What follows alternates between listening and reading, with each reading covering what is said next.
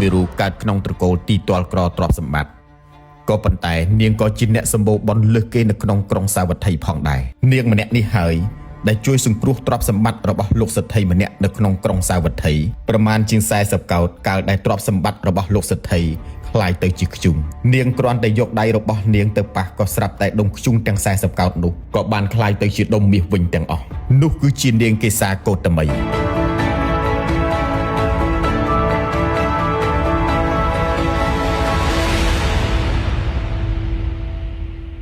មិនតែប៉ុណ្ណោះ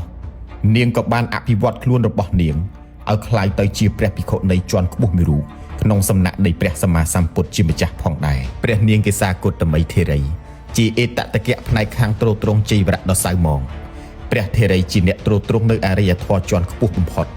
នៅក្នុងព្រះពុទ្ធសាសនានេះថែមទាំងជាអ្នកបានទទួលតំណែងជាអេតតកៈគឺបានទទួលការលើកដំកើងអំពីព្រះសម្មាសម្ពុទ្ធជាម្ចាស់ឲ្យជាអ្នកប្រសើរជាងភិក្ខុនីទាំងឡាយផ្នែកខាងទ្រទ្រង់ជ័យវរៈដ៏សៅហ្មងជីវប្រវត្តិរបស់នាងក៏មានសម្ដែងទាំងអតីតជាតិនិងបច្ចុប្បន្នជាតិទុកក្នុងគម្ពីរព្រះពុទ្ធសាសនាដ៏ច្រើនផងដែរដែលមានសម្ដែងទុកនៅក្នុងគម្ពីរពុទ្ធរនិកាយឯកនិបាតគម្ពីរអត្តកថាបរមត្តទីបនីគម្ពីរខុទ្ទកនិកាយថេរីគាថាគម្ពីរអដ្ឋកថាធម្មបទនៃសហវគ្គក្នុងរឿងកេសាកោតមីតើជីវប្រវត្តិរបស់ព្រះនាងកេសាកោតមីមានសេចក្តីយ៉ាងណាសូមអញ្ជើញទស្សនាវីដេអូនេះដូចតទៅសម័យមួយព្រះមានព្រះភិក្ខទ្រង់គង់នៅក្នុងវត្តចេតពុនជិតក្រុងសាវត្ថីព្រះអង្គបានត្រាស់ប្រារព្ធរឿងនាងកេសាកោតមីទើបទ្រង់ត្រាស់ធម្មទេសនាដើម្បីប្រោសដល់នាងកេសាកោតមីនិងពុទ្ធបរិស័ទច្រើនអ្នកទៀតឲ្យបានសម្រេចមគ្គផលទៅតាមបុណ្យបារមីដែលខ្លួនបានសន្សំមករៀងៗខ្លួនគ្រានោះនាងកេសាកោតមីបានកើតនៅក្នុងត្រកូលអ្នកខ្សត់ទ្រព្យសម្បត្តិនៅក្នុងក្រុងសាវត្ថីកាលនាងកេសាកោតមីចម្រើនវ័យធំដឹងក្តីហើយល្មមអាចនឹងមានគូស្រករគ្រប់គ្រងផ្ទះបានតែមុនដែលនាងមានគូស្រករជាមេគ្រួសារនោះមានវត្ថុប្រាប់នៅហេតុជាសុភនិមិត្តថានាងកេសាកោតមីជាអ្នកមានបុណ្យបារមីច្រើនដែលអាចជួយឲ្យដល់ត្រកូលស្វាមីដោយមិនមាននរណាម្នាក់គិតស្មានមិនដល់ព្រោះថានៅក្នុងក្រុងសាវត្ថីមានសេដ្ឋីម្នាក់ជាអ្នកមានទ្រព្យសម្បត្តិ40កោដតែទ្រព្យសម្បត្តិ40កោដនោះបានដល់ភាពវិបរិតគឺការប្រែប្រួលធ្វើឲ្យទ្រព្យសម្បត្តិទាំងអស់នោះคล้ายទៅជាខ្ជុំយកទៅប្រើប្រាស់ធ្វើអ្វីមិនកើតសេដ្ឋីនោះក៏បានដល់នៅសភាពជាមនុស្សទីទាល់ក្រម្នាក់នៅក្នុងក្រុងនោះកាលលោកសេដ្ឋីបានក្រឡេកឃើញទ្រព្យដែលមានការវិបរិតនោះហើយក៏បានកើតការតូចចិត្តទុកទោសមនុស្សថែមទាំងមិនបរិភោគអាហារបានដេកស្ងៀមនៅលើគ្រែដោយគិតចិញ្ចឹងលំបាកក្នុងចិត្តមិនដឹងគិតធ្វើយ៉ាងណាទើបជាការល្អគ្រានោះមានសម្លាញ់ម្នាក់ដែលជាសេដ្ឋីបានមកសួរសុខទុក្ខដោយមកជួយលោកកំពុងតែដេកនៅលើគ្រែសម្ដែងនៅអាការៈអស់សង្ឃឹមមានលក្ខណៈឲ្យប្រកាសដឹងបានថាកំពុងតែមានទុក្ខលំបាករហូតដល់បរិភោគអាហារមិនបានសម្រានមិនលក់គេឃើញដូច្នោះហើយទើបសួរសម្លាញ់ថាតើអ្នកមានហេតុអ្វីបានជាអ្នកមានសេចក្តីសោកសៅទុក្ខលំបាកចិត្តម្លេះគ្រានោះសេដ្ឋីបុត្រក៏បាននិយាយរឿងរ៉ាវទាំងអស់នោះប្រាប់ដល់លោកសេដ្ឋីដែលជាសម្លាញ់បានជ្រាបលំដាប់នោះសេដ្ឋីដែលជាសម្លាញ់បាននិយាយលួងលោមចិត្តសម្លាញ់ថាសម្លាញ់កុំតូចចិត្តអ្វីឡើយខ្ញុំដឹងឧបាយមួយយ៉ាងដែលនឹងអាចជួយសម្លាញ់បានចំពោះទ្រព្យដែលคล้ายទៅជាខ្ជុំឲ្យคล้ายមកជាទ្រព្យដូចដើមវិញបាទគ្រានោះសេដ្ឋីបុត្របានសួរទៅសេដ្ឋីបុត្រដែលជាសម្លាញ់ដោយមានការសប្បាយចិត្តថាតើយើងគប្បីធ្វើយ៉ាងណាសម្លាញ់ចូលជួយប្រាប់ឧបាយនោះមកចុះយើងនឹងព្រមធ្វើតាមគ្រប់យ៉ាងលំដាប់នោះសេដ្ឋីបុត្រដែលជាសម្លាញ់បានប្រាប់ឧបាយនោះថាលោកចូលយកកន្ទេលទៅក្រាលក្នុងទីផ្សារហើយជញ្ជូនមាសនិងប្រាក់យកទៅដាក់លើកន្ទេលនោះដោយធ្វើឲ្យគំនោធំដោយមនុស្សលក់ខ្ជុងហើយអង្គុយចាំសង្កេតមើលថាមនុស្សទាំងឡាយដែលដើរមកដល់ហើយគេទាំងនោះនិយាយគ្នាយ៉ាងណាប្រសិនបើមានអ្នកណាមកដល់ទីផ្សារនោះហើយអ្នកនោះនិយាយថាអ្នកដតីបានលក់វត្ថុផ្សេងមានសម្ពុតប្រេងទឹកឃ្មុំជាដើមចំណែកលោកមកអង្គុយលក់ខ្ជុងទៅវិញកាលបើមានគេនិយាយយ៉ាងនេះហើយលោកត្រូវតបថាកាលបើខ្ញុំមិនលក់របស់របរនេះតើឲ្យខ្ញុំលក់អ្វីទៅប៉ុន្តែប្រសិនបើមានគេនិយាយថាអ្នកដតីមកលក់សម្ពុតប្រេងទឹកឃ្មុំជាដើមរីឯលោកមកអង្គុយលក់មាសនិងប្រាក់ទៅវិញកាលបើមានគេនិយាយយ៉ាងនេះលោកត្រូវនិយាយថាមាសនិងប្រាក់នៅទីណាកាលអ្នកនោះនិយាយថា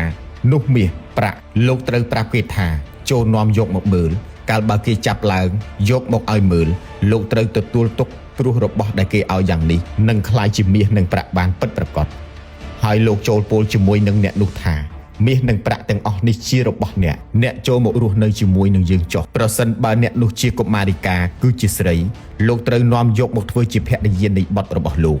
ហើយប្រគល់ទ្រព្យសម្បត្តិ40កោដ្ឋឲ្យដល់នាងកុមារិកានោះចំណែកលោកចូលប្រើប្រាស់ទ្រព្យសម្បត្តិកុមារិកានោះឲ្យចុះបើអ្នកនោះជាបុរសលោកចូលលើកធីតាឲ្យទៅគេហើយប្រគល់ទ្រព្យសម្បត្តិ40កោដ្ឋឲ្យគេដែរហើយប្រើប្រាស់ចំពោះមាសនិងប្រាក់ដែលគេឲ្យចុះលោកសេដ្ឋីទទួលព្រមថាឧបាយនេះជាឧបាយដ៏ល្អហើយបានធ្វើតាមពាក្យណែនាំរបស់សម្លាញ់ដោយជញ្ជូនមាសនិងប្រាក់ទៅចាក់ជាគំនោលើកន្ទេលក្នុងទីផ្សារហើយអង្គុយចាំមើលដូចជាអ្នកលក់ធ្យូងអ្នកខ្លះមកឃើញហើយក៏ពោលថាអ្នកដតីគេលក់សម្ពុតលក់ប្រេងលក់ទឹកឃ្មុំជាដើមរីឯលោកមកអង្គុយលក់ធ្យូងលោកសេដ្ឋីនិយាយតបទៅជាមួយនឹងអ្នកនោះវិញថាបើខ្ញុំមិនលក់របស់របរដែលខ្ញុំមានតើឲ្យខ្ញុំធ្វើអ្វីគ្រានោះនាងកេសាកុតមីកាលដែលជាធីតារបស់ត្រកូលកំសត់ឥតទ្រព្យសម្បត្តិម្នាក់បានទៅដល់ទីផ្សារដោយកិច្ចការណានីមួយរបស់ខ្លួនក៏បានឃើញលោកសេដ្ឋីទើបសួរថាបបិទ្ធបិតាអ្នកដតីគេលក់សម្ពុតប្រេងទឹកឃ្មុំជាដើមហេតុអ្វីទើបលោកមកអង្គុយលក់មាសនិងប្រាក់ដូចនេះទើបលោកសេដ្ឋីសួរថាមាសនិងប្រាក់នៅទីណាកូនស្រីនាងកេសាកុតមីឆ្លើយថាចាស់ត្រង់កំណោនោះឯងលោកសេដ្ឋីពោលថាបើដូច្នោះកូនចូលចាប់យកមកឲ្យបិតាមើលបន្តិចនាងកេសាកុតមីទើបចាប់យកមាសនិងប្រាក់ពេញមួយកណ្ដាប់ដៃឲ្យលោកសេដ្ឋីមើលមាសនិងប្រាក់ដែលคล้ายទៅជាធ្យូងនោះក៏ត្រឡប់คล้ายទៅជាមាសនិងប្រាក់ដូចដើមវិញលោកសេដ្ឋីមានការចាប់អារម្មណ៍ចំពោះនាងកេសាកុតមីជាទីបំផុតព្រោះនាងជាអ្នកដែលយើងត្រូវស្វែងរកនិងត្រូវគ្នានឹងឧបាយដែលសម្លាញ់ណែនាំមកទើបសួរថាកូនឈ្មោះអ្វីផ្ទះរបស់កូននៅទីណានាងកេសាកុតមីឆ្លើយថាខ្ញុំឈ្មោះថាកុតមីតែអ្នកដតីហៅខ្ញុំតាមដែលខ្ញុំស្គមដោយផ្ដើមពាក្យថាកេសារួមឈ្មោះថាកេសាកុតមីលោកសេដ្ឋីសួរតទៅទៀតថានាងមានប្តីហើយឬនៅនាងឆ្លើយថាចាខ្ញុំនៅមិនទាន់មានទេលោកសេដ្ឋីមានការពេញចិត្តណាស់កាលដឹងថានាងកេសាកុតមីនៅមិនទាន់មានប្តីទើបប្រគល់មាសនិងប្រាក់ទាំងនោះឲ្យទៅនាងសូមស្ដីដណ្ដឹងដល់ឪពុកម្ដាយរបស់នាងកេសាកុតមីហើយយកមកធ្វើជាកូនប្រសាររបស់ខ្លួនទាំងបានប្រគល់ទ្រព្យ40កោដ្ឋឲ្យដល់នាងទ្រព្យ40កោដ្ឋដែលคล้ายជាធ្យូងនោះបានคล้ายមកคล้ายទៅជាមាសនិងប្រាក់ដូចដើមនាងកេសាកុតមីកាលចូលមកជាកូនប្រសារនៅក្នុងផ្ទះរបស់លោកសេដ្ឋីហេតុតែនាងជាអ្នកមកពីត្រកូលឥតទ្រព្យសម្បត្តិទើបត្រូវបុគ្គលដតីក្នុងផ្ទះលោកសេដ្ឋីមិនដឹងគុណនាងម្នាក់និយាយស្ដីនិងធ្វើអាការៈមើលងាយប្រមាថនាងថាជាកូនក្រមុំរបស់មនុស្សទីទាល់ក្រធ្វើហាក់បីដូចជានាងមកអាស្រ័យនៅក្នុងបុណ្យនៃត្រកូលសេដ្ឋីនោះទើបនាងមានការតូចចិត្តប៉ុន្តែនាងកេសាកុតមីនៅគ្រប់គ្រងផ្ទះរួមជាមួយនឹងស្វាមីរហូតមកនាងបានតាំងគភ៌កាលនាងមានគភ៌គ្រប់10ខែនាងក៏បានប្រសូតបុត្រការមានបុត្ររបស់នាងកេសាកុតមីធ្វើឲ្យនាងបានទទួលការលើកដំកើង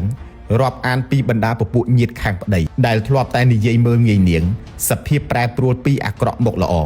ជួយឲ្យជីវិតរបស់នាងកេសាកុតមីមានសេចក្តីសុខសប្បាយស្រស់បំព្រងឡើងវិញហេតុការណ៍ដែលគួរឲ្យសោកសៅតូចចិត្តដែលមិនមាននរណាម្នាក់អាចស្មានដឹងមុនបានក៏បានកើតឡើងដល់នាងកេសាកុតមីយ៉ាងច្រើនបំផុតដែលនាងមិនធ្លាប់បានប្រទះព្រោះកូនរបស់នាងកាលចាប់ផ្ដើមធំក្នុងវ័យដែលគួរឲ្យស្រឡាញ់ស្រាប់តែកូននោះស្លាប់ចោលនាងទៅនាងកេសាកុតមីមានសេចក្តីសោកក៏គិតថាយើងជាអ្នកបំផ្លាញលៀបនិងសក្ការៈក្នុងផ្ទះនេះនាងគិតថាចាប់តាំងអំពីកូនប្រុសកើតមកយើងជាអ្នកមានលៀបនិងសក្ការៈបុគ្គលទាំងនេះនឹងយកកូនប្រុសយើងទៅចោលនាងគិតដូច្នេះព្រោះមិនដឹងថាកូនប្រុសរបស់នាងស្លាប់ទៅហើយទេ